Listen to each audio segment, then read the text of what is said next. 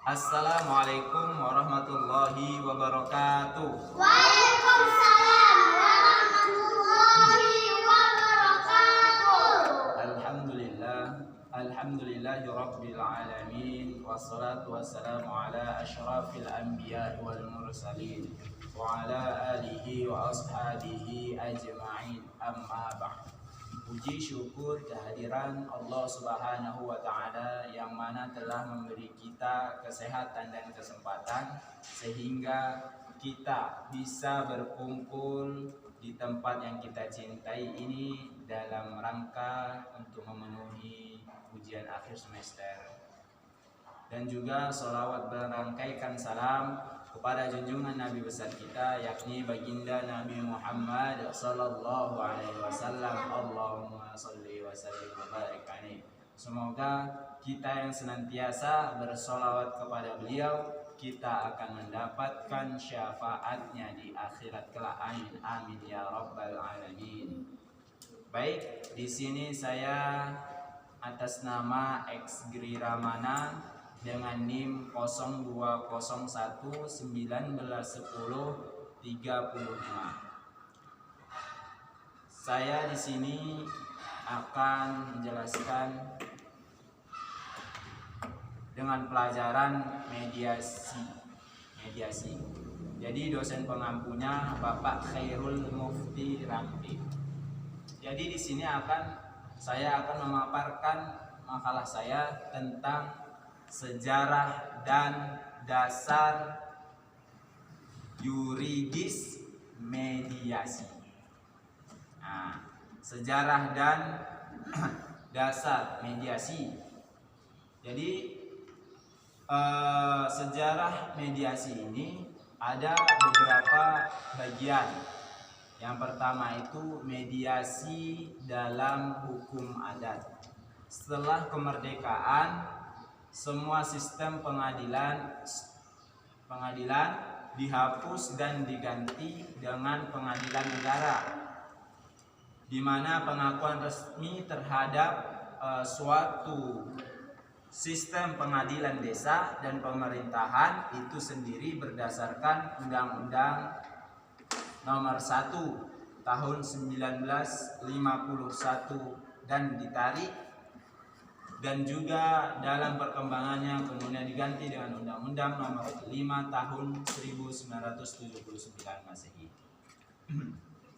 Apabila ada perkara yang sudah diselesaikan oleh pengadilan dan juga di suatu desa itu diurus lagi berdasarkan adat lingkungan, maka yang bersangkutan, maka misalnya terdapat di dalam desa suatu adat.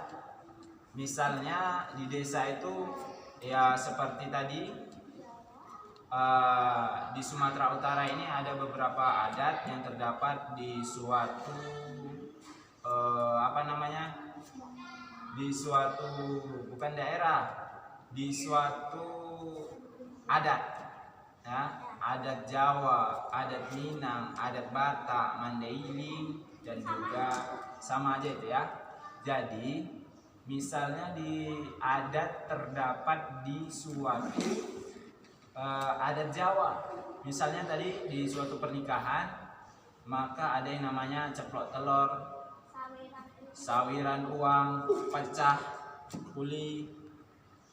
Itu nanti anak-anak itu berebutan uang di dalam guci tersebut, dipecahkan, habis itu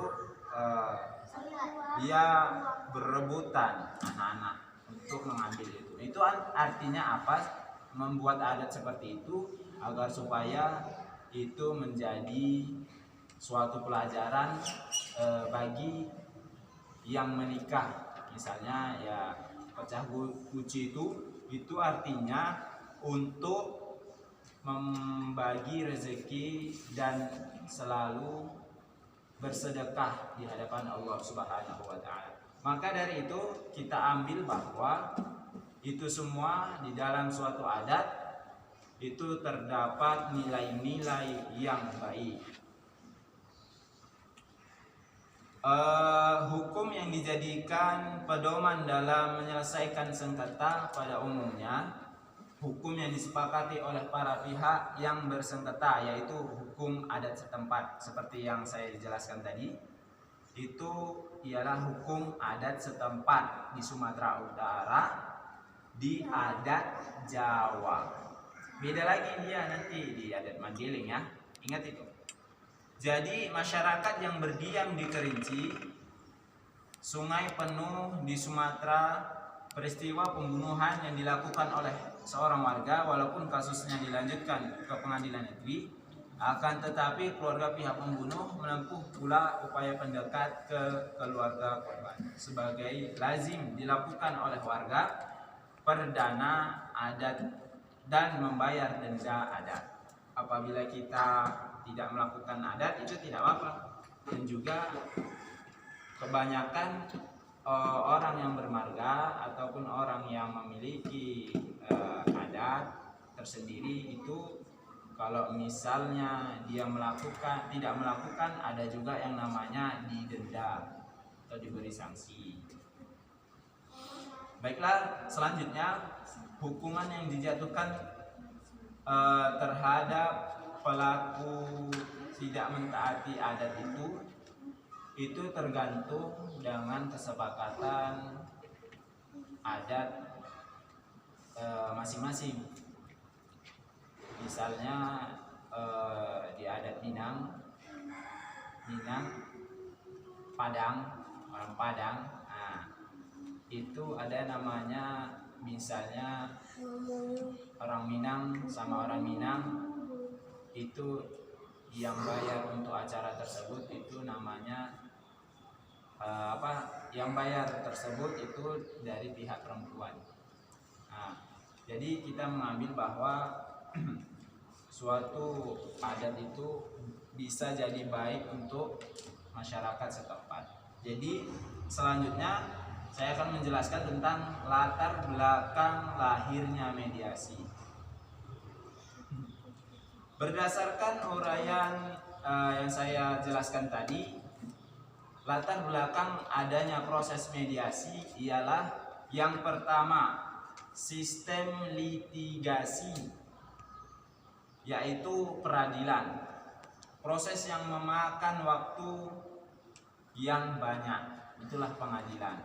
Itu termasuk latar belakang. Bisa. Jadi peradilan itu di suatu masyarakat juga bisa. Mediasi itulah gunanya peradilan. Harus adil terhadap masyarakat. Pemimpin harus adil terhadap kaumnya.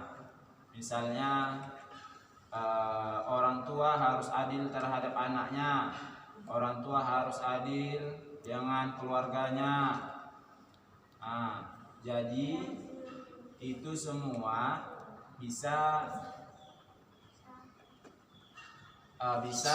terjadi di apa saja. Apa yang kedua, biaya yang tinggi. Biayanya itu latar belakang mediasi itu biayanya tinggi. Banyak biaya, harus kita mempunyai modal dan uang. Yang ketiga apa? Putusan pengadilan tidak menyelesaikan perkara. Jadi putusan pengadilan tidak mempunyai perkara, apa yang kita lakukan? Jadi saya akan menjelaskan dasar hukumnya, yaitu Allah Subhanahu wa taala berfirman di dalam surah Al-Hujurat ayat 10, A'udzu billahi minasy syaithanir rajim. Bismillahirrahmanirrahim. Innamal mu'minuna ikhwatun fa aslihu baina akhawaykum wattaqullaha la'allakum turhamun. Shadaqallahul azim. Yang artinya orang-orang beriman itu sesungguhnya bersaudara. Sebab itu damaikanlah dan perbaikilah hubungan antara kedua saudaramu itu, dan takutlah terhadap Allah supaya kamu mendapat rahmat oleh Allah Subhanahu wa taala. Dasar hukum mediasi di Indonesia ialah Pancasila dan Undang-Undang Dasar 1945. Itu dasar hukumnya. Yang kedua apa? Yang kedua